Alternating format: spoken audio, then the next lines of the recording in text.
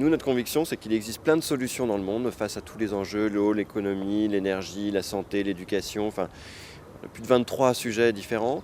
Et notre conviction, c'est que les solutions existent. Et plus on les partagera, plus elles seront soutenues, rejointes par des gens qui peuvent les aider ou dupliquées. Et donc, toutes ces initiatives, elles existent partout. Il y a beaucoup de reportages qui ont été faits sur ces initiatives, mais elles sont disséminées sur le net, sur le site de TF1, sur le site de CNN, sur les sites chinois, sur YouTube, sur Dailymotion, etc. Et donc, quelqu'un qui cherche une solution par rapport à les enjeux des prisons, par rapport à l'eau, par rapport à l'éducation, ne sait pas forcément où les trouver.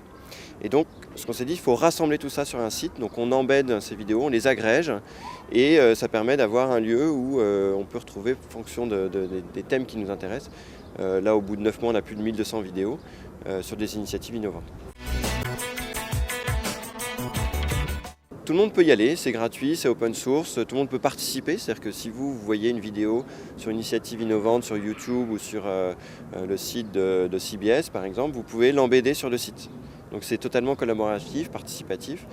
Et ensuite, nous, nos cibles, c'est d'abord les journalistes, puisqu'en fait, on sait que les journalistes ont souvent pas forcément le temps de faire des recherches, etc. Et quand il y a un problème, on leur propose d'aller sur le site pour voir quelles sont les solutions qui existent face à ce problème. Et du coup, ils peuvent trouver des idées et traiter cette idée aussi dans leur reportage.